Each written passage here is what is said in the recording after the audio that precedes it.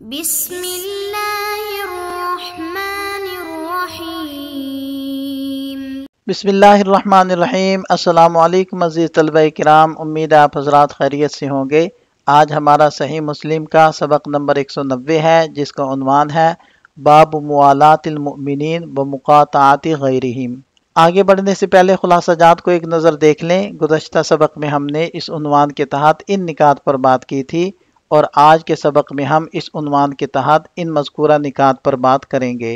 تو بڑھتے ہیں سبق کی جانب۔ وبه قال حدثني احمد بن حنبل قال حدثنا محمد بن جعفر قال حدثنا شعبة عن اسماعيل بن ابي خالد عن قيس عن عمرو بن العاص رضي الله عنه قال سمعت رسول الله صلى الله عليه وسلم جهارا غير سر يقول الا ان آل ابي يعني فلانا ليسوا لي باولياء انما ولی اللہ وصالح المؤمنین۔ حضرت عمرو بن العاص رضی اللہ عنہ سے روایت ہے کہ میں نے نبی پاک صلی اللہ علیہ وسلم سے علی الاعلان اونچی آواز سے سنا، نہ کہ آہستہ اور خفیہ طور پر۔ آپ علیہ السلام نے فرمایا، آگاہ ہو جاؤ، بے شک فلاں شخص کی اولاد میرے اقرباء اور اعزہ میں شامل نہیں، اور بے شک میرا ولی اور کارساز تو اللہ اور نیک مومنین ہیں۔ حدیث کے الفاظ میں جہارن غیر سرن اس بات پر دلالت کرتے ہیں کہ نبی پاک صلی اللہ علیہ وسلم نے یہ کلام چھپے ہوئے انداز میں نہیں فرمایا، بلکہ بالکل کھلے اور صاف الفاظ میں اعلان فرمایا۔ گویا راوی یہ وضاحت کرنا چاہتے ہیں کہ اس بات میں کوئی پوشیدگی نہیں تھی۔ آل ابی کے بارے میں مختلف اہل علم نے آراء دی ہیں۔ امام نووی رحمہ اللہ فرماتے ہیں کہ بعض راویوں نے اصل نام ذکر کرنے کے بجائے کنایہ پر اختصار کیا۔ اس کی وجہ یہ بتلائی کہ براہ راست نام لینے میں کسی فساد یا بگاڑ کا اندیشہ تھا، اور یہ اندیشہ یا تو اپنے حق میں تھا یا دوسروں کے حق میں، یا دونوں پہلو موجود تھے۔ قاضی یاز رحمہ اللہ نے فرمایا کہ یہاں کنایہ سے مراد حکم بن ابو العاص ہے، مگر ابن دقیق العید رحمہ اللہ نے اس رائے کو رد کر دیا اور اسے درست نہیں مانا۔ ان ساری باتوں کے حوالے اگلی سلائیڈوں کے اندر آ رہے ہیں۔ حافظ ابن حجر رحمہ اللہ کا رجحان یہ ہے کہ یہاں اصل میں مراد ابو العاص بن امیہ ہے، جبکہ ابن متین رحمہ اللہ نے اس کی حکمت یہ بیان کی کہ نبی پاک صلی اللہ علیہ وسلم نے ان لوگوں کے نام صراحت کے ساتھ نہیں لیے، تاکہ اگر ان کافروں کی اولاد بعد میں اسلام قبول کر لے تو انہیں اپنے آبا کے تذکرے سے اذیت نہ پہنچے۔ اس کے بعد الفاظ ہیں لیسوا لی باولیاء۔ ان کا مطلب یہ ہے کہ چونکہ وہ ایمان سے خالی تھے، اس لیے ان میں خیر کا کوئی پہلو نہیں تھا، لہذا وہ نبی پاک صلی اللہ علیہ وسلم کے حقیقی دوست اور حمایتی نہیں بن سکتے۔ آپ علیہ السلام نے واضح کر دیا کہ آپ علیہ السلام کے رفیق اور دوست وہی ہوں گے جو ایمان اور صلاحیت کے حامل مومنین ہیں۔ اس دوستی کا معیار قرابت یا خونی رشتے پر نہیں بلکہ ایمان پر ہے، یعنی ایک دور دراز علاقے کا مسلمان شخص نبی پاک صلی اللہ علیہ وسلم کا دوست اور حامی ہو سکتا ہے، لیکن قریب ترین رشتہ دار اگر کافر ہو تو وہ دوست اور حامی شمار نہیں ہوگا۔ یہاں نسبی تعلق کارگر نہیں بلکہ ایمانی رشتہ اصل حیثیت رکھتا ہے۔ اس اسناد کے رجال 6 ہیں۔ پہلے ہیں احمد بن حنبل، جن کا مکمل نام ہے احمد بن محمد بن حنبل بن ہلال الشیبانی المروزی۔ دوسرے ہیں محمد بن جعفر، جو غندر کے نام سے معروف تھے۔ تیسرے ہیں شعبہ بن الحجاج، اور چوتھے ہیں اسماعیل بن ابی خالد البجلی ثقۃ ثبت۔ پانچویں ہیں قیس بن ابی حازم البجلی ثقۃ مخضرم، اور چھٹے ہیں حضرت عمرو بن العاص بن وائل السہمی، مشہور صحابی ہیں۔ حدیبیہ کے سال یہ مسلمان ہوئے اور مصر کے 2 مربع والی بنے، اور انہوں نے ہی مصر کو فتح کیا تھا۔ یہاں اس اسناد کے لطائف کو ذکر کیا جا رہا ہے۔ پہلا نقطہ یہ ہے کہ یہ امام مسلم رحمۃ اللہ علیہ کے سداسیات میں سے ہے۔ اس کے رجال سیاستہ کے رجال ہیں۔ اس میں ایک تابعی دوسری تابعی سے روایت کر رہے ہیں۔ اس سند کے اندر قیس بن ابی حازم رحمہ اللہ کا تذکرہ ہے، اور ان کی خوبیوں میں سے ایک خوبی یہ بھی ہے کہ یہ عشرہ مبشرہ صحابہ کرام سے بھی روایت کرتے ہیں، اور اس فضیلت میں تابعین میں سے کوئی بھی ان کا شریک نہیں ہے۔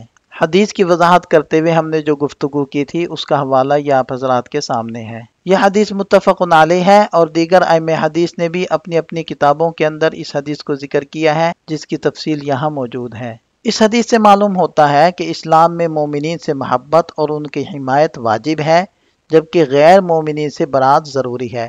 قاضی یاز رحمہ اللہ کے مطابق اسلامی ولایت کا تعلق صرف دین، شریعت اور دینداری سے ہے، نہ کہ نسب یا قرابت سے۔ امام قرطبی رحمہ اللہ نے بھی یہی نقطہ بیان کیا ہے کہ دین میں مسلمان اور کافر کے درمیان کوئی ولایت نہیں، چاہے وہ قریبی رشتہ دار ہی کیوں نہ ہو۔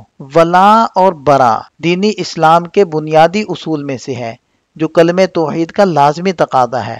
اس کا مطلب ہے کہ اللہ، اس کے رسولوں اور ان کے پیروکاروں سے محبت اور قربت اختیار کی جائے، اور اللہ اس کے رسول کے دشمنوں سے نفرت اور دوری اختیار کی جائے۔ اس محبت اور نفرت سے دل اور عمل کے کئی مظاہر جنم لیتے ہیں، جیسے نصرت، تعاون، ہجرت، جہاد، عزت و احترام اور دشمنی۔ مومن پر لازم ہے کہ وہ ایمان اور اعمال صالحہ کے مطابق محبت اور دشمنی قائم کرے، اور کسی شخص میں خیر و شر کی مقدار کے مطابق اس سے محبت اور نفرت جمع ہو سکتی ہے۔ اللہ کے دشمنوں سے موالات یعنی دوستی اور قرابت مختلف درجوں کی ہوتی ہے، جن میں بعض صورتیں ارتداد اور دین سے خروج کا سبب بنتی ہیں، جبکہ بعض کبائر اور محرمات میں شمار ہوتی ہیں۔ اسی طرح دین پر قائم مومنین سے دشمنی بھی ممنوع ہے۔ قرآن و سنت اور اجماع سے یہ اصول ثابت ہے کہ مومنین کو اللہ اس کے رسول کے دشمنوں سے محبت نہیں رکھنی چاہیے، چاہے وہ قریبی رشتہ دار ہی کیوں نہ ہوں۔ اللہ تعالیٰ نے ایسے مومنین کی تعریف کی ہے جو ایمان کے تقاضے پر قائم رہتے ہیں اور کفار سے موالات نہیں رکھتے۔ یہ سب آیات اس بات پر دلالت کرتی ہیں کہ دین میں ولایت صرف اللہ، اس کے رسول اور مومنین کے ساتھ ہونی چاہیے، نہ کہ کفار یا طاغوت کے ساتھ۔ اور جو شخص اللہ کے دشمنوں سے دوستی کرے یا اس کے اولیاء سے دشمنی رکھے، اسے فوراً سچی توبہ کرنی چاہیے، کیونکہ توبہ سابقہ گناہوں کو مٹا دیتی ہے۔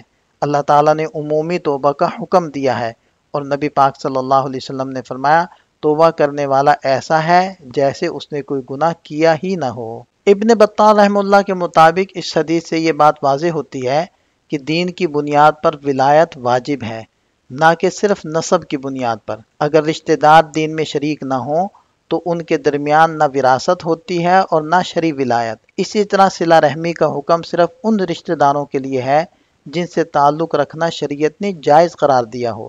جنہیں دین کی وجہ سے قطع تعلق کا حکم دیا گیا ہو، ان سے تعلق نہ رکھنا وعید میں داخل نہیں۔ البتہ اگر دنیاوی امور میں جائز طریقے سے تعلق رکھا جائے تو یہ فضیلت کی بات ہے، جیسے کہ نبی پاک صلی اللہ علیہ وسلم نے قریش کے ساتھ کیا۔ جب انہوں نے رحم کا واسطہ دے کر سفارش کی تو آپ علیہ السلام نے ان کے لیے دعا کی۔ تو خلاصہ اس گفتگو کا یہ ہے کہ ہمدردی کرنا، کسی کو قرض دے دینا، کسی کے ساتھ بھلائی والا معاملہ کر دینا، کسی کی خیرخواہی کر لینا، اس سے اسلام نہیں روکتا۔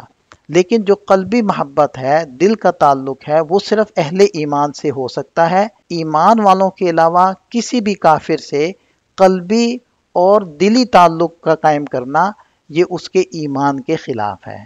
اس میں دو اہم فوائد بیان کیے گئے ہیں۔ اول یہ کہ جہارن یعنی اعلانیہ اظہار سے معلوم ہوتا ہے کہ دین کے مخالفین سے برات اور صالحین سے موالات کا اعلان جائز ہے، بشرطے کہ اس سے کوئی فتنہ پیدا نہ ہو۔ دوم یہ کہ صحابہ کرام اور محدثین کا طریقہ یہ تھا کہ مجروح راوی کا نام چھپاتے اور کنایہ سے ذکر کرتے تاکہ کسی شخص یا اس کے رشتہ دار کو اذیت نہ ہو۔ لیکن اگر نام نہ چھپانے میں دینی فساد ہو تو پھر اس کا اظہار واجب ہو جاتا ہے۔ یہ اس حدیث سے حاصل ہونے والے چند فوائد ہیں۔ یہاں ہمارا سبق مکمل ہو جاتا ہے۔ ایک نظر خلاصے کو دیکھ لیں۔ یہ سبق سے متعلق چند سوالات ہیں، ان کے جواب تحریر کریں۔